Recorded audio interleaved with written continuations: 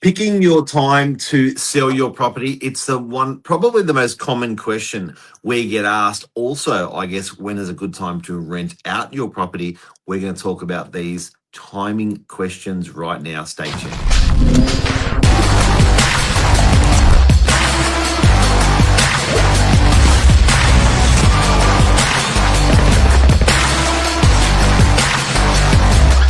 I'm the ringleader, so listen up. Good morning, everyone. Welcome to Morning Minutes. Myself, Michael Bergio, Mark Novak. Hopefully, you can hear me. My visual's gone for some reason. I can hear you. That's all we need. Episode 1592, picking the best month to sell property in real estate. As Mark said, this is one of the most commonly asked questions and one of the biggest considerations buyers make. We've seen them wait years, months, quarters to when they believe is the best month, even to especially in residential, can be a little bit more specific on which day we launch, because you could have a public holiday that's coming up. But it is a massive talking point. Mark, does it matter? If so, what are some of the key points for consideration? It's a big one. People are thinking about it. They're definitely going, okay, where we've got the opportunity to sell in summer, sell in spring, sell in autumn, sell in winter. When do we push the button? And then they call us as real estate agents and they go, guys, we need to know this. We really need to know this answer. They research it. The answer is, to me, do it when it suits. It does not matter. There's pros and cons and ebbs and flows and opposites and equals. When you look at the benefit of summer, then there's this positive reason and this negative reason. Then you look at the benefit of winter, there's this positive reason, there's this negative reason. I genuinely think it all just evens out. When you look at the capital growth chart for property, it never spikes. It doesn't spike through the summer period or through the winter period. It's very, very consistent as a plane in terms of growth. I think that's the bottom line. 100%. And you much rather be in a position where you're not rushed or any pressure to make a decision to buy or sell. Let's for argument's sake, let's say April, because my birthday is the best month to sell property, and every property sells for 5% more. But if you've waited to do that time frame and you've already sold you've bought something and you need to, say, settle and have the funds by a certain time frame, you may be forced to take the first offer that you get, which may not be the best offer. So for whatever reason that month may have been better for you. Well, that's right.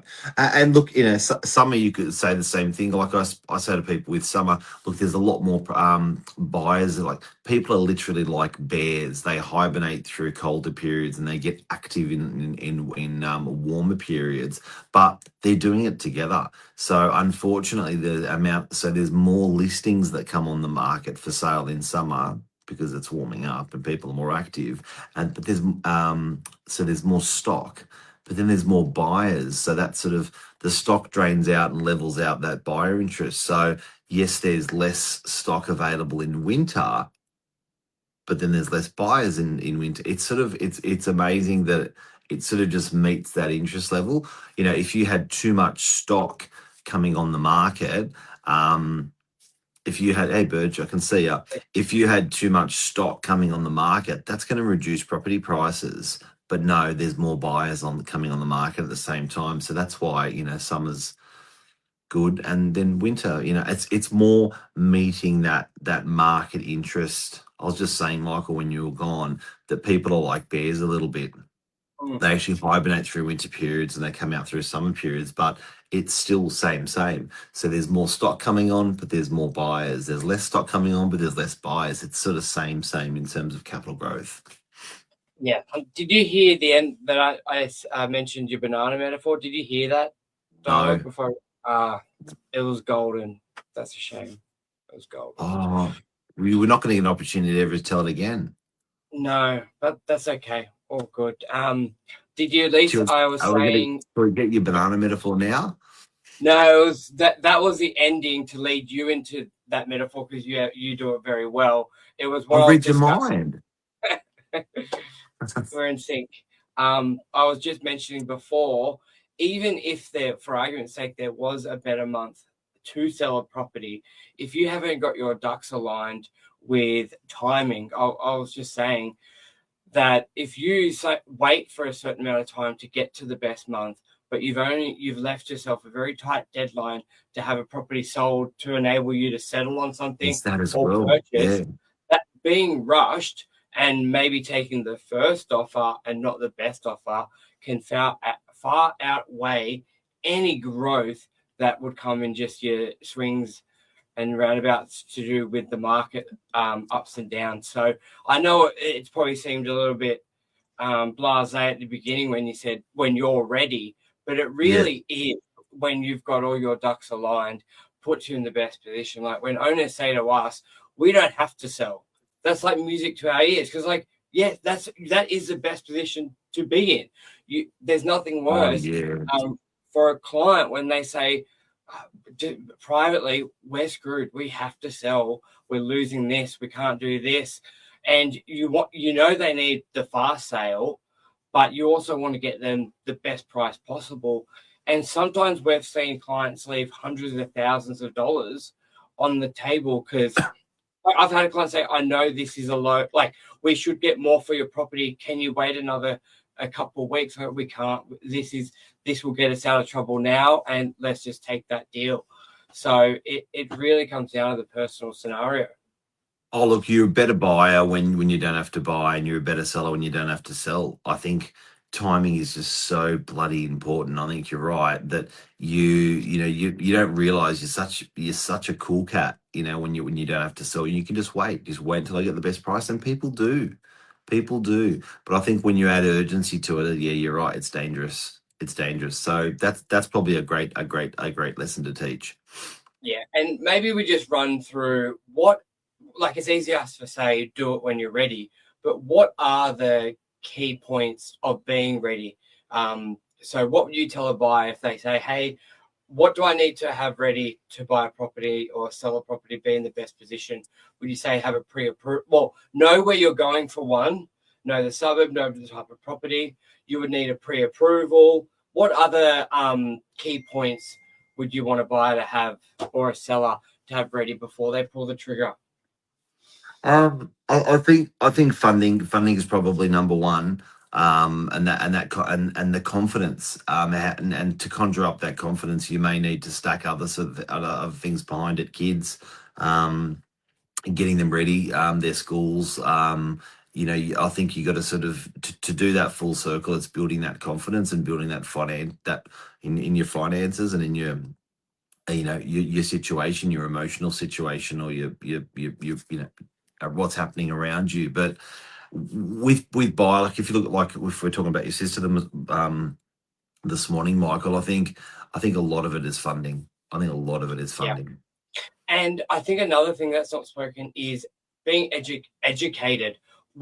Especially in commercial where there's not a lot of comparables, I could be selling an office and there hasn't been an office in that suburb sell for over a year.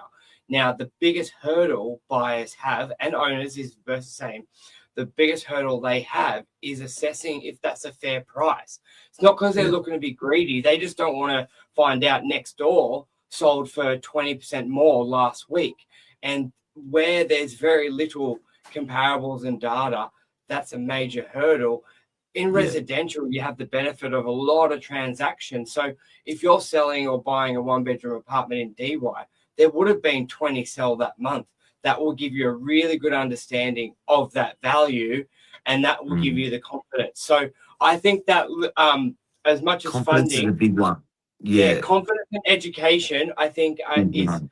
Yeah. very well, like, just you got funding up here and then the confidence education here, Yeah. because you obviously can't buy without the funding, and we both know you won't buy if you don't have the education or confidence in the price that you're paying. So I think that's a major part, and you can get that through just your own research on realestate.com and Domain. People, If people, you've got people it, around you.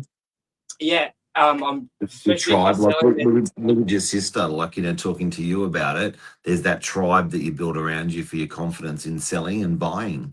Exactly. So I know we're talking about the best month to buy, but I think all these things are super relevant in having, having the funding ready to go, having the